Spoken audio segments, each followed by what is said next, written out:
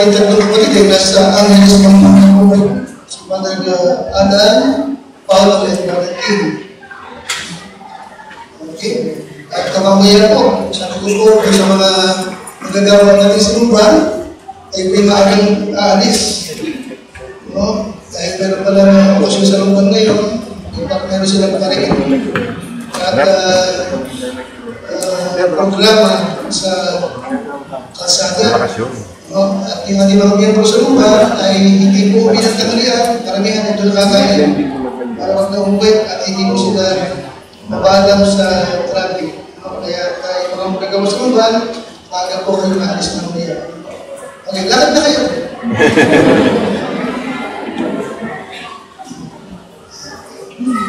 At happy birthday po kay Russell Trevino. Asan mo yan?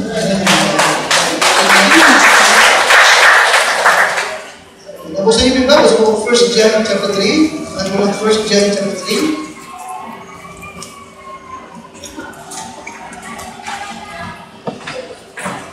Ito po 1 John chapter 3.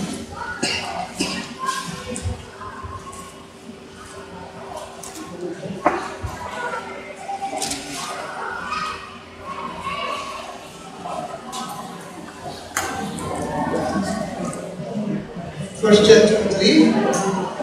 At kung may pinarya na, ay ating bagusahan po verse number 11 hanggang number 16. First John chapter 3, 11 hanggang 16. At magkaroon tayo po ng palitan ng basa. First John 3, 11 to 16. Verse number 11, ano kayo? For this is the message that ye heard from the beginning, that we should love one another.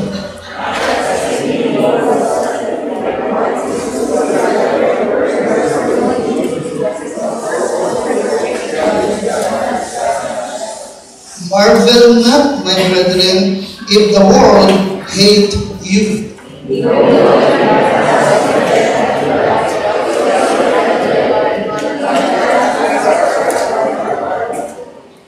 Whosoever hateth his brother is a what? Murderer. And ye know that no murderer hath eternal life abiding in him. Hereby perceive we the love of God, because he laid down his life for us, and we ought to lay down our lives for the brethren. Tapos hindi po, no? Paulit-ulit na ginamit sa brethren. Amen? Amen? O kaya makikita mo na napakahalaga sa ating Panginoon Diyos yung ating magandang relasyon sa ating kapatiran. Yun ang paksa talaga dito sa mga talatang ating binasa. Ito po yung ating pag-usapan sa mga ito. No? Now, that is sa verse number 1. That's verse number 1. For behold, what manner of love the Father hath bestowed upon us, that we should be called the sons of God. Therefore, the world knoweth us not, because it knew Him not. No? Now, ito yung nagpapakita ko na ito pong book of 1 John ay isinulat po talaga para sa mga anak ng Diyos. Sa mga mananampalataya, sa lahat na tumanggap sa ating Panginoon Kristo. At ito po yung isinulat sa layunin na tayo na mga tumanggap ng Kristo ay gusto natin maunawaan that we are saved both now and forever. Amen? Don't forget that. We are saved both now and forever. In verse number 2, natin beloved, what? Now, are you what? Okay, tayo ngayon ay mga anak na ng Diyos. Amen, isa? Amen? Kaya kung hindi ka pasigurado, pero talagang tinagyan mo siya, nais ng Panginoon, maunawaan mo na ikaw ay ligtas ngayon at pagpawalang hanggan. Meron tayong kaligtasan, hindi nawawala. Nakikinig ka sa akin? Amen? Ang ating salvation ay kaligtasan hindi nawawala, hindi binabawi. We are saved both now and forever. Ngayon nga ay mga anak tayo ng Diyos. Kaya nga, yes, ito'y nasulat, no? To bring assurance sa mga anak ng Diyos. In chapter 5, okay, mabalik na ito, in chapter 5, nandiyan kayo? Verse number 11, pakilakas, and this is the record that God hath won. Okay. Ito ang panotoo na tayo binigyan ng Diyos ng buhay na walang hanggan at ang buhay na ito ay nasa kanyang anak. Kay Kristo. Amen? Nasa kanya ang buhay na walang hanggan. Kasi Kristo si Kristo Jesus ang buhay na walang hanggan. Diba namin? Dahil Christ ang buhay na walang hanggan, sabagat si Kristo ang buhay na walang hanggan. Amen? In verse number 12, he that hath the Son hath what? Okay. Ang kinaroroonan ng anak ay kinaroroonan ng buhay. Kaya yung anak na si Kristo, iyong tinanggap, diba namin? Si Kristo ang buhay na walang hanggan. Amen? Nasa kanya ang buhay na walang hanggan, sapagkat siya ang buhay na walang hanggan. Kaya nung ating tinanggap yung anak na si Kristo, diba namin? Si Kristo sumaiyo, at dahil doon, nasa iyo rin yung buhay na walang hanggan. Sapagkat siya yung buhay na walang hanggan. Tama niyo po ako? Amen. Kaya nung tinanggap mo siya, at nasa iyo yung walang hanggang buhay. Diba namin? Ang walang anak, walang buhay. Ang kinaroroonan ng anak, ay kinaroroonan ng buhay. Amen, Kristo? Amen? At anong pangako ng Kristo sa iyo? Hindi kita iiwan o pababayaan man. Tayo rin ba? Meron siyang pagmento pa siya binanggit, ako'y sa iyo hanggang sa katapusan ng sanlibutan. Amen? In verse number 13, pagkatakas, ang mga bagay na ito ay isinulat ko sa inyo. That believe on the name of the Son of God, that you may know, upang inyong malaman na kayo may buhay na walang hanggan. And that you may believe on the name of the Son of God. Now, thank you, sir. It is essential for the believer, to have that assurance. Kaya isinulat itong 1 John chapter, itong 1 John. Sapagkat talagang mahalaga na lahat ng tumanggap ng Kristo ay ganoon talaga silang katiyakan ng kalangitan. Ay nabi siya? Amen? At ito po'y malalaman mo talaga. At ito po'y naganap sa iyo through faith. Alam mo, ikaw ay saved sapagkat ikaw ay nanampalataya. Maliwanag ba? Amen? It is essential for the believer to have that assurance na ikaw ay ligtas. And it comes through faith. It comes through faith. Idagdag ito. And examination. It comes through faith and what? Examination. Suriin ang iyong sarili. Sa mga binagit ng 2 Corinthians 13:5. Examine yourself. Examine yourself whether you are in the faith. Whether you are in the faith. And then, sa 1 John chapter 3, hindi tayo alas dito, okay, binanggit ko sa examine, okay, sapagkat isa sa tinatawag greatest test na isang tao ay mayroong walang hanggang kaligtasan ay sapagkat meron siyang pag-ibig. Meron siyang pag-ibig. Pag-ibig kanino? Verse 14. Nandiyan ba kayo, ha? 3:14. Ano sabi ko kanina? One of the greatest tests of individual salvation is that of what? Love. Love. Na anong klaseng love ito? Verse 14. Bakit tayo lahat? We know that we have passed from death unto life. Nalalaman natin na tayo ay lumipat na mula sa kamatayan tungo sa buhay. Because we what? Because we what? We love the brethren. Alam natin tayo balikan. Nalalaman natin tayo'y nalipat na sa buhay mula sa kamatayan sapagkat tayo'y umiibig sa mga kapatid. Ang hindi umiibig ay nananahan sa daw? Sa kamatayan. Okay? Di ba? Kaya nga examine. Inyong suriin ang iyong sarili. Malalaman mong ligtas ka. At isa sa katawag na sukatan na ikaw ay say, may pag-ibig ka sa kapatid mo sa Panginoon. Amen. Nakikinig kayo? Amen? We love the brethren. Nakikinig kayo sa akin? We love the brethren. We enjoy the fellowship. We enjoy the congregation of the righteous of the church. Okay. Nag-enjoy ka ba dito? Ha? Nag-enjoy ka ba? Nakapilan niya mga tao yan? Kung hindi ka nag-enjoy at nagtitiis ka sa mga, examine yourself.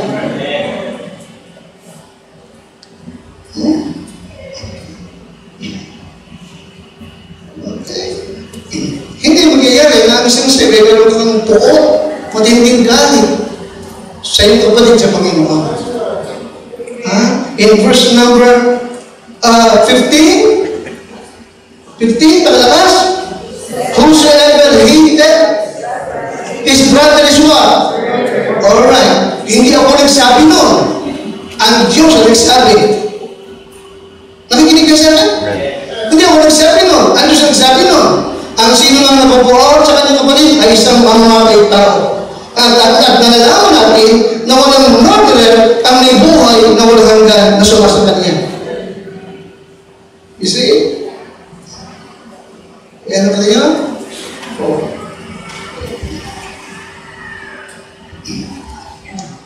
Verse number 12. Ito ka diyan? Number 11. For this is the message that you heard from the beginning, that we should love one another. Not as Cain. Tanda mo? Hindi tulad ni Cain. Who was of that wicked one. At kanyang pinatay ang kanyang kapatid. Okay? And wherefore, bakit yung pinatay? Siya Abel. Because his own words were what? Evil. Kasi siya masama. At itong kanyang kapatid naman yung what? Righteous. You see? Now, makita mo, yung galit ni Cain sa Diyos. Nakikinig ka sa akin? Yung galit ni Cain sa Diyos, ang naghatid sa kanya upang kanyang patayin yung kanyang kapatid na si Abel na matubig. Okay, now take conclusion po. Yung ating binasa sa verse number 1, the word knoweth as not because verse 1, because it knew him not. Ano pinapakita, no? Yes, okay. The world hates, nakikinig ka sa akin, ha? The world hates the children of God because they hate God. Nakikinig ba ako? The world hates the children of God because of what? Because they hate God. Di ba? Now, sapagkat hindi nila magawa nasaktan ng Diyos, okay? Ang sasaktan nila ay yung iniibig ng Diyos. Sino yung iniibig ng Diyos? His children. Amen? The Christian. Alright? Yun ang binanggit ng verse number 18. 18? Sino yun? My little children. Oh. Okay. Let us not love. Okay, sumunod. Chapter 15. Yes. John 15 pa rin. John 15. Kung kayo, John 15, 18 na kung kayo kinababuotan ng sanlibutan, John 15:18, kung kayo kinabubuotan ng sanlibutan, ay inyong talastas na ako muna ang kinabuotan bago kayo. John 15:18. Kung kayo taga sanlibutan, iibigin ng sanlibutan ang kanyang sarili. Ngunit sapagat kayo hindi taga sanlibutan, kundi kayo hinilang ko sa sanlibutan, kaya nabubuot sa inyo ang sanlibutan. Nakakita mo ako? Amen. Amen? Kaya tatandaan natin po lagi. Okay, huwag na mong iisipin na ang sanlibutan, kaibigan mo sila. Huwag lang mong isipin. Huwag lang mong isipin na mahal na mahal ka ng sanlibutan. Nakikinig ka sa akin? Paggawa. Sabagat Diyos na nagsabi. Ang sabi ng Diyos, kayo kinawapuatan ng sanlibutan, okay? Kaya talastas nyo na ako muna. Kung kayo taga sanlibutan, iibigin kayo ng sanlibutan. Ngunit sapagat kayo hindi taga sanlibutan, kundi kayo hinilang ko, kaya napupuot sa inyo ng sanlibutan. Narito tayo, hindi para maging kaibigan nila, kundi magdala natin sila sa Panginoon. Amen? Remember, si Lot, nung dumating si Lot, ay talagang saved. Pero compromise na, di ba? Tama? Amen? No, sumikat siya, naging popular siya sa Sodoma. Tama? Bakit na sabi? Hey, politician siya. Tama? Hinilo siya bilang isang ang tawag doon? Ang buhong. Kaya ang pwesto niya sa gate ng Sodom.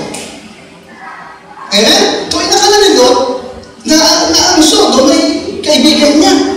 Kaya na-compromise siya ng gusto. Nakita mo? Doon dumating ang time. Nung ay ibigay ni Lot sa mga Sodomites, yung dalawang angel, ano sabi lang? Bigibayin nila yung pinto at sasaktan nila sila. Nakita nyo? Ang katotohanan. Hindi pala ako. Mali pala ako. Na na-compromise ako ng gusto dito sa Sodoma. At diba? Nung siya umalis, wala siya nagdadalang ng mo. Namigil siya. Amen?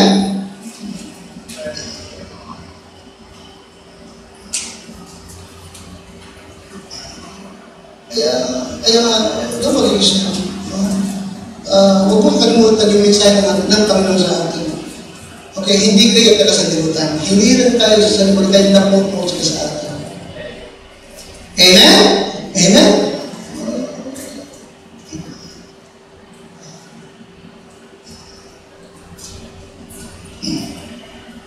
Meron isang sabihin ko talaga na sa akin ay great man siya. Nagahina nga ang siya.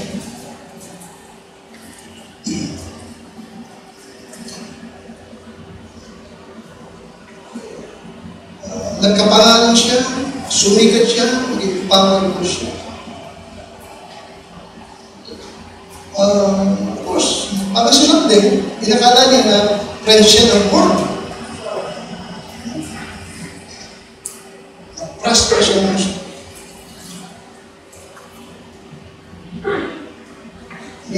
Madalas may interviews ng media. Binubus siya ng media. Ang pangalan na. Pero dumating hindi mo siya. Marami siyang binagang tao na kahit minsan Christian na rin, nabangganin.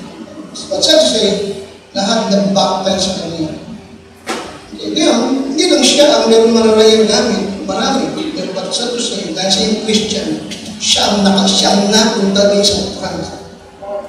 Siya binababa sa kanila. So, talagang hindi naman siya ang meron mga mamahaling gamit. Kasi po, ano niya siya? Don't forget. Sabagat tayo po yung mga tao ng Diyos. Huwag lang magkaisipin lagi na nga sa libutan ay umiibig sa'yo. At gusto ka nila. Huwag na huwag iisipin. Arinig din. maging lesson sa atin, si Lord. Maging lesson sa atin, nangyari sa iba natin mga kapatid. Okay. Now, kaya as a Christian, no, mahalaga na talagang mahal natin ang isa't isa. Walang magmamalasakitan, walang mag-iibigan, kundi tayo-tayo. Nakikinig ka sa akin? Ito lang ang aking paksa ngayong umaga. The test of brotherly love. The test of brotherly love. Lord, help me, Lord, sa paghahatid ng iyong mga salita. O kung yung gamitin lamang for your glory and honor. Di ang dalangin sa pangalan po ng Panginoon Jesus. Amen. The test of brotherly love. Now, ano ang binili ng Panginoon sa atin? Nakaiway mag-ibigan sa isa't isa? Ano yun? Ano siya? Yun ang kanyang turo sa atin. Alright? And number one, ibig kong lagi natin kung tatandaan that our love for the brethren is natural.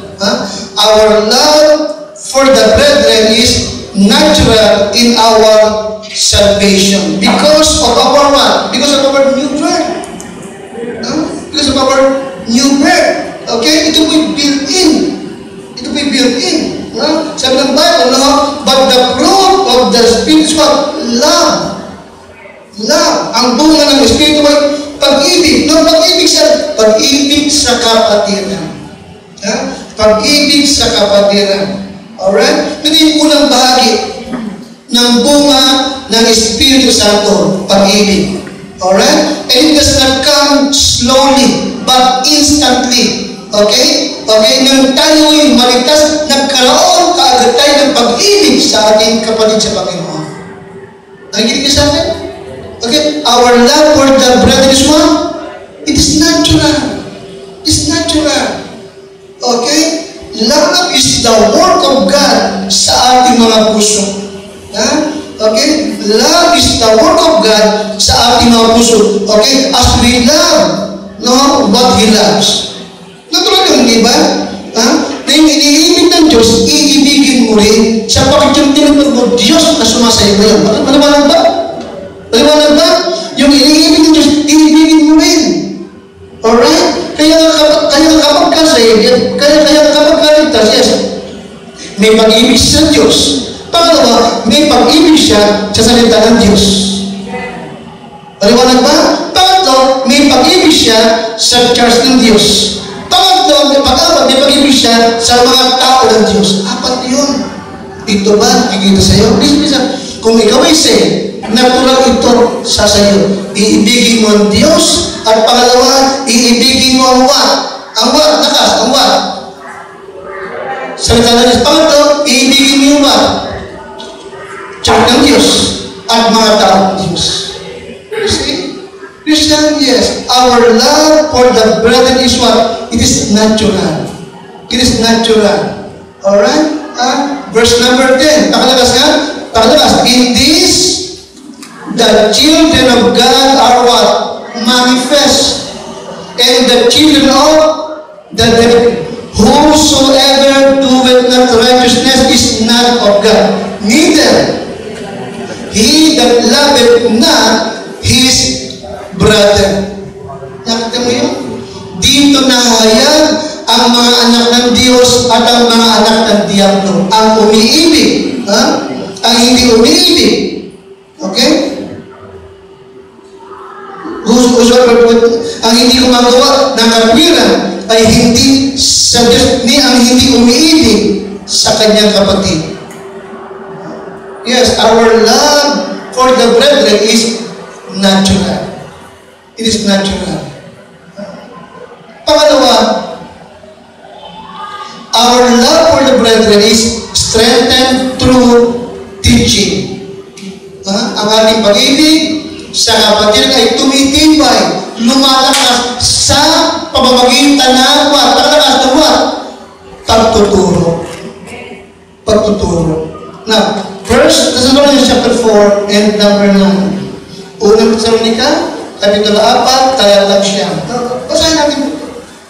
1 1 Thessalonians chapter 4 and number 9. Alright, tayo po lahat. Pakibasa. Pakibasa. Datang po tungkol sa pag-iibigan, kapatid, ay hindi ninyo kailangan pala isulat ng sinuman, sapagat kayo rin ay tinuruan ng Diyos na mag-ibigan. Kita mo? Sino nagturo sa atin na mag-ibigan tayo? Pastor ba? No. Sino nagturo? Ang Diyos ang nagturo. You see? Okay? Ang Diyos ang nagturo. Alright? Na kaya our love for the bread is strengthened through teaching. Through teaching na paano tayo tinuruan at tinuturuan ng Diyos na mag-ibigay sa paano pala. Okay, dito, isa.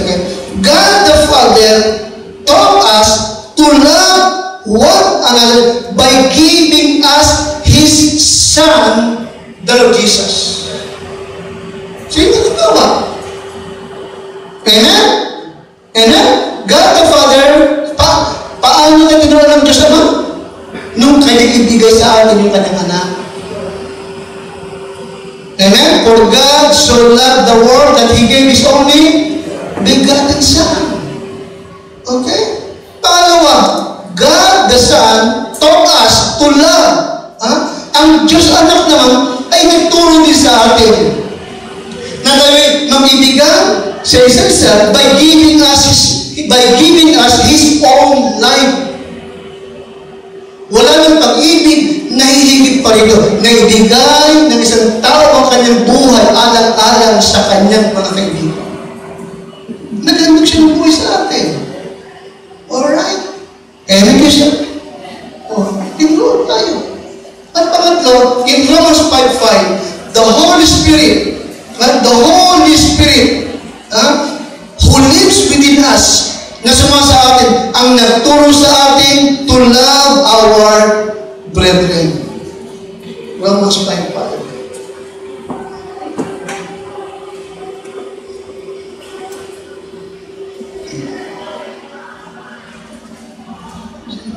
Kaya nga, natural ito, na mahal natin ang isa't isa. Natural ito, na kapag talagang totoong Kristiyano ka, mahal mo ang kongregasyon, mahal mo ang kalipunan na namamana ng palataya. Mahalaga sa iyo ang fellowship. Mahalaga sa iyo na makapiling mo itong mga tao ito. Okay? At hindi ka para magtanim ng galit o inis sa kalinaban sa iyong kapatid sa Panginoon.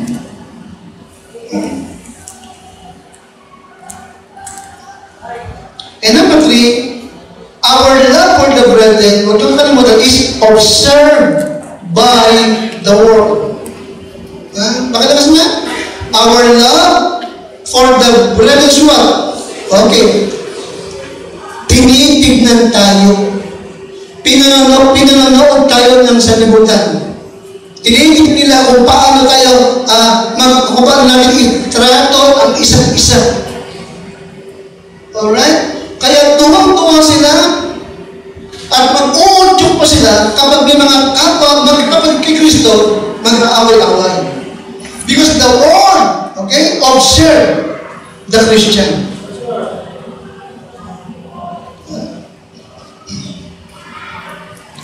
Now, naalala niyo, nung yung mga shepherd ni Abraham at ni Lot nag-aaway-away. Naalala ba yun? Okay? Pag binasa mo sa baba, okay, binigyan ng idea na ang mga Palestinians ay nasa kanilang paligid. Alam mo yun sa akin? Nanonood sila. Kaya sabi ni Abraham, Lot, tayo may magkapatid. Hindi marapat na tayo magkaroon ng ganitong argumento. Alright? Ito ang plano mo. No? Okay. Magandang maghiwalay tayo. Kapag ikay kumanan, kakaliwa ako. Pag kumaliwa ka, kakanan ako. Remember that?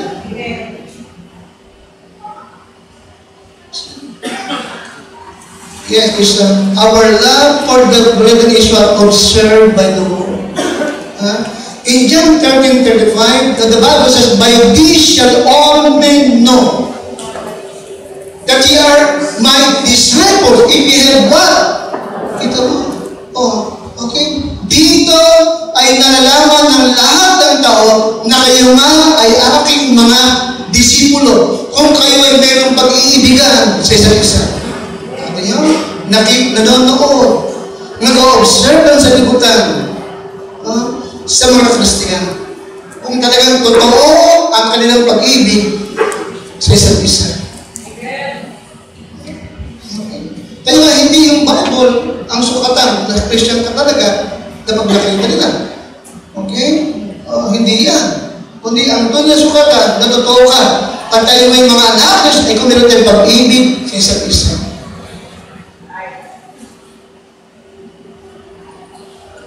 And number 4, our love for the brethren is an attribute. Alright? Ito isang katangian na nagbibigay sa atin ng katiyakan na tayo nga ay ligtas. In 1 John 3:14, sabi ng Bible, we know na nalalaman natin na tayo ay nalipat na mula sa kamatayan patungo sa buhay sapagkat ating iniibig ang mga kapatid. Ang hindi umiibig sa kanyang kapatid ay nananahan pa sa kamatayan. Yes, Christian, our love for the brethren is an attribute, trait that gives assurance of salvation.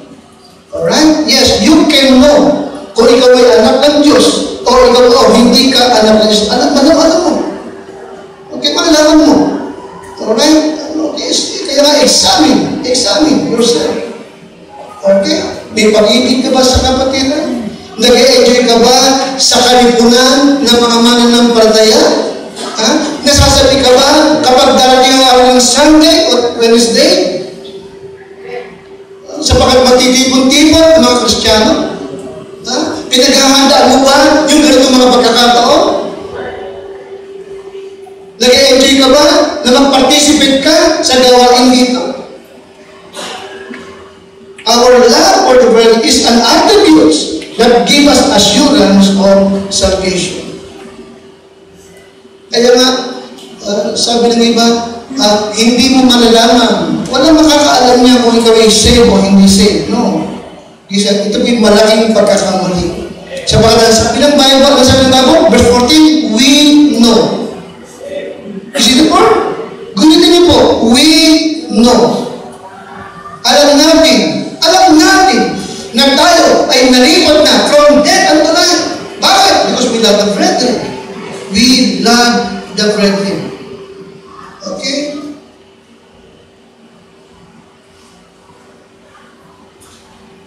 Now, ilagay niyo po ito pa ulit. We are not to love like brothers. We are not to love like brothers, but we are to love because we are brothers. Amen. Nakita pa kakaiba? Okay. Hindi tayo iibig na parang magkakapatid. Tayo ay umiibig sapagkat tayo ay magkakapatid. Hindi parang. Amen? Kaya sabi ni Pablo sa mga taga-Roma, okay, ang pag-ibig ay walang pagkukunwari. Without dissimulation, walang pagkukunwari. Okay, pag-ibigyan kayo. Huwag yung parang, di ba, be genuine. Totoo. Right. Amen. Di ba? Pag sinabi mong namiss kita, talagang namiss mo siya. Sabi mo, kamusta ka? Kamusta lang galagay mo? Talagang nangangamusta ka, inaan mo. Kaya sabi ko, huwag kang kakamay na, kamusta ka? Tapos nalagay ko sa kabila. Kamusta ka?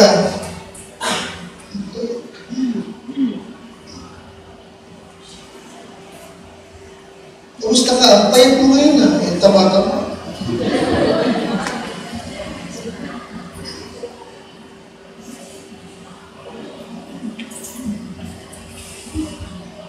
Our love love for the brethren is an attribute that gives us assurance of salvation.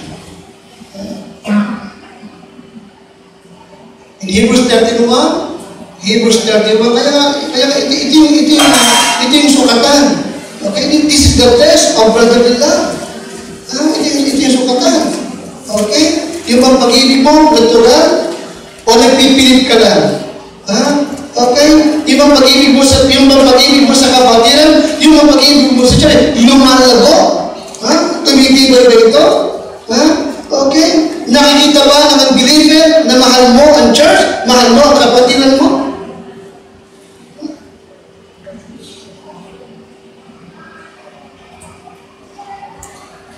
Number 4, Hebrews 31. Nakalakas nga? Let brotherly love what? Continue. May pagpapatuloy, hindi napuputol. Amen, sir? Amen? Hindi ka naghahanap ng pakinabang sa Kanya. Wala mo siyang pakinabang. Mahal mo pa rin sa Panginoon. Yeah, brotherly love continue.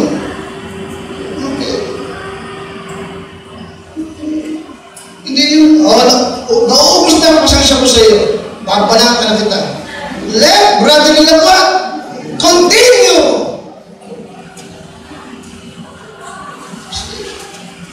Our love for the brethren is to be what? Consistent love. It is a consistent love. Palagian!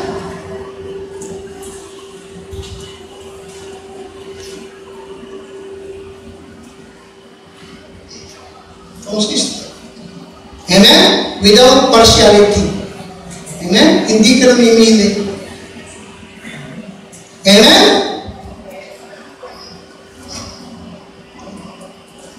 Maganda yung may salamin dyan tsaka may protein eh.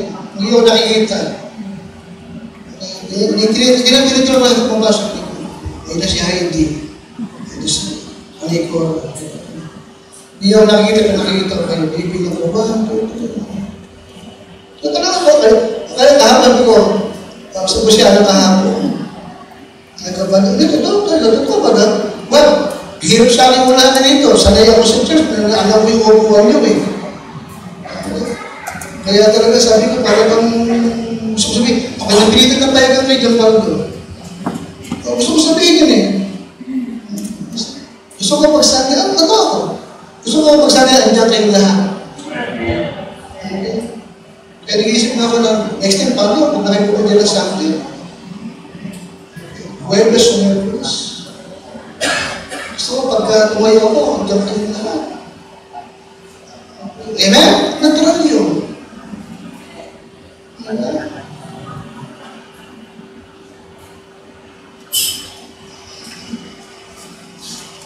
Let brotherly love continue.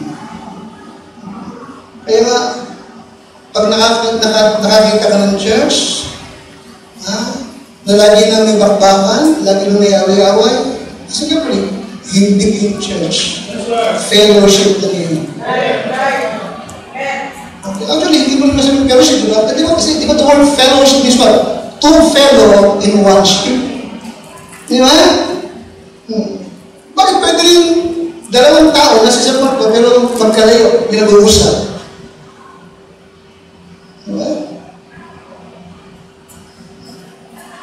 Yes, our love for the brethren is to be what? It is to be what? It is to be what? Consistent love. May pagpapatuloy. Hindi na? May pagpapatuloy.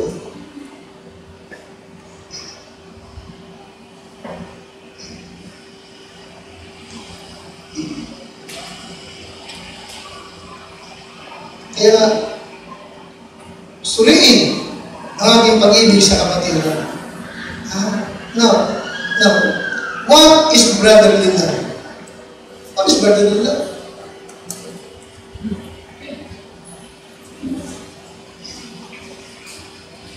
Ayan, receive pa rin ako ng umaga. The word brotherly love, sabi ba,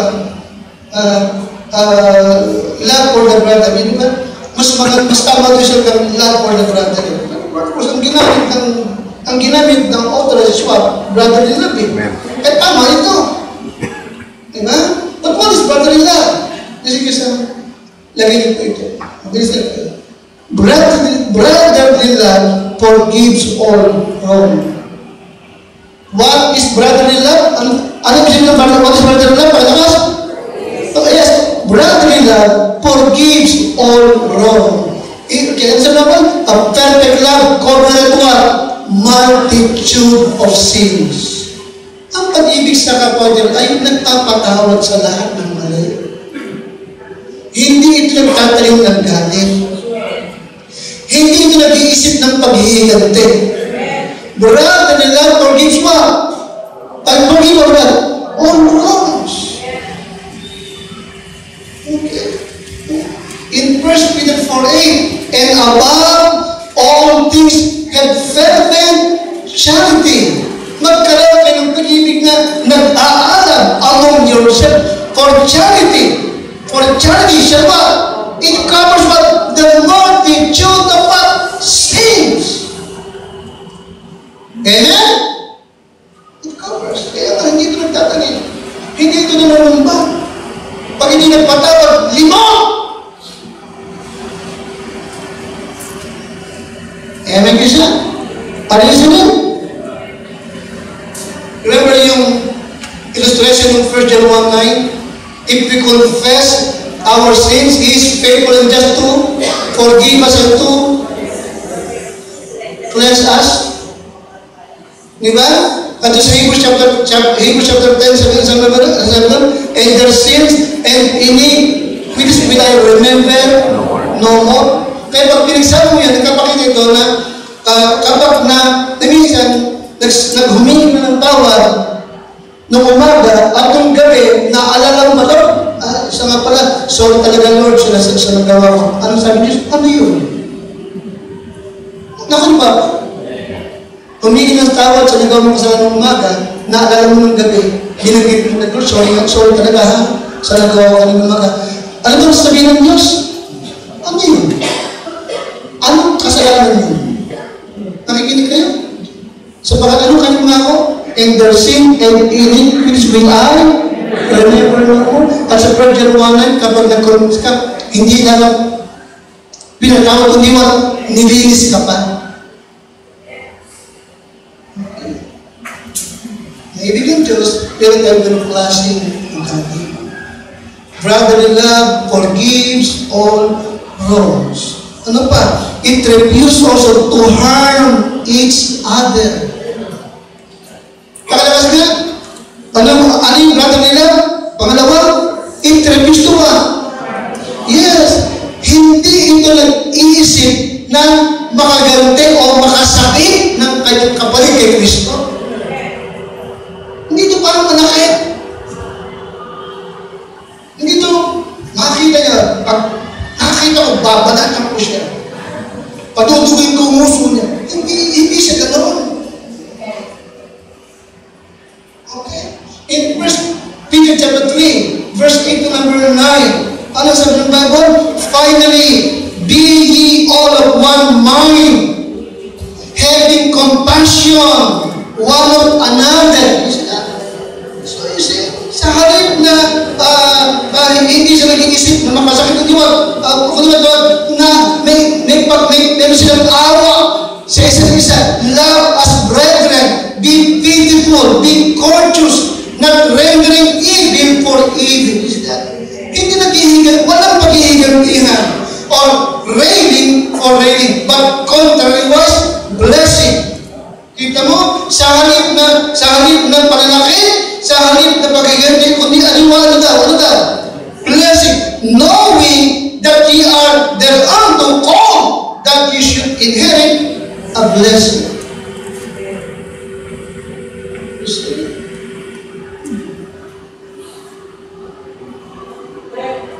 In brotherly love is what? United. Amen. It is what? United. May pagkakaisa. Amen? Hindi sila nagkakanya-kanya. Amen? Like yung bilis sa mga magagawa natin. Okay, coordination, ha? Coordination. Okay? You see, brotherly love is one. It's one. United. Amen? Right. Lagi silang meron pagkakaisa. Diba? May pagkakaisa. Alang-alang kay Kristo. Alang-alang sa kaligtasan ng kaluluwa. Alang-alang sa kaniwasayan ng church. Amen? It is united. And brotherly love also does not covet. Pakalakas nga, brotherly love does not what? It does not covet. Hindi ito naghahanap na yung sa kanya, mapa sa kanya. Hindi. Tapos natutuwa siya kapag nagtatagumpay yung kanyang kapalit sa Panginoon. Okay? Hindi siya, walang envy, walang jealousy. It does not covet. Okay, Romans chapter 13, 8-10. Sapagkat ito, huwag kang mangangalunya, huwag kang babatay, huwag kang magnanakaw, huwag kang mananaking. At kung mayroong pang ibang utos, ay nauuwi ito sa sarili nito. Sa mga kanilay, ibigin mo ang iyong kapwa na gaya ng sa iyong sarili. Ang pag-ibig ay hindi gumagawa ng masama sa kanyang kapwa. Hindi siya tumutok ito sa pag-ibig sa kapatid.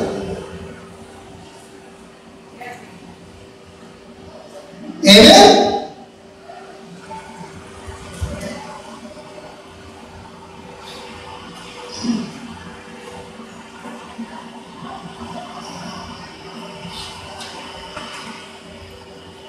Noon, may nabasa ako ng articles. Matagal niya, ha?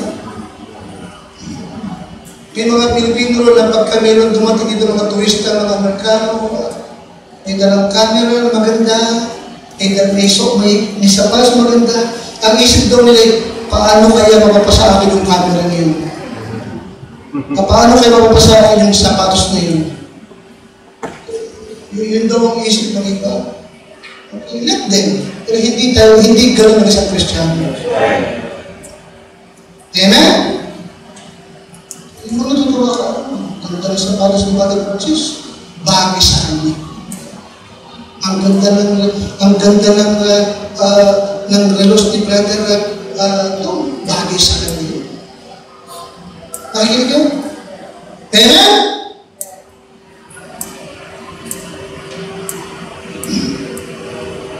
Ganda sa akin ni Brother Person. Sana magkaroon pa sa isa pang gano'n. Para gabi-gabi, dalawa niyo na English niya. Umaga na matutulog yung Brother Person. Hindi ba? Hindi ba natin? Ang pakasilang din eh. Ang isip. Natutuwa ako.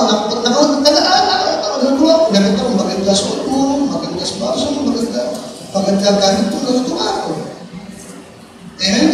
Sabihin na, mga pinagpapala ng Lord, yung mga miyembro ko. Kaganaman ko yun eh. Amen. Diba?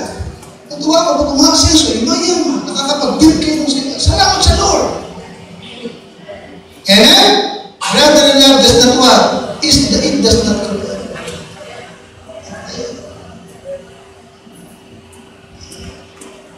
Hindi siya yung dapat sa akin po. Dapat yung dalawa na ibuti. And lastly, brotherly love hates evil. Brotherly love hates evil. Okay? Ang pag-ibig ay maging walang pagpapakunwari. Without hypocrisy. Okay? Napapoot yung sama-sama. Pero nakikisama siya sa mabuti. Amen? Brotherly love hates what? It hates evil. It hates evil. Kaya kita mo, tapos na mo, kaya kita mo, pag mali ang ginagawa mo, di ba? Sabi ka, pag mali ginagawa, nakita mo, ikaw kulit mo, kasi nakita mo mali, di ba? Huwag ko siya bahala sa buhay niya. Brotherly love hates what? Hates envy. Hindi tama yan. Mapapahama ka dyan. Naginig ka sa akin? Huwag mong gawin yan. Lumayo ka sa kanila. It hates envy. Hindi ito kumukonsulti ng kasamaan because it hates envy. Yes, brotherly love hates envy.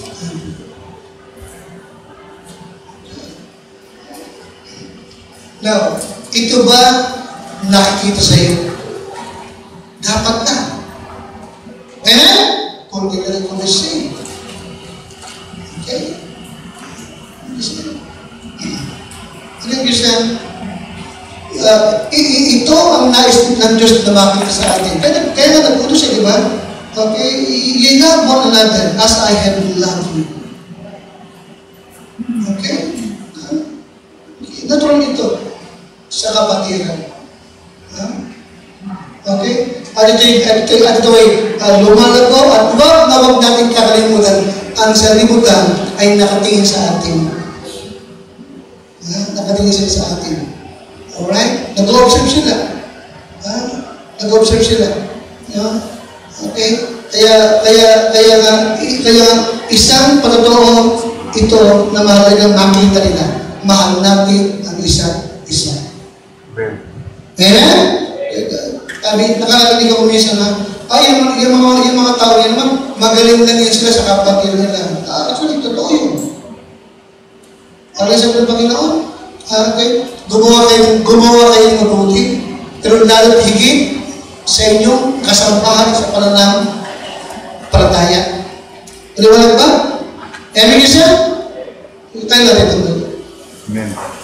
Dear Lord, aking itong itinuro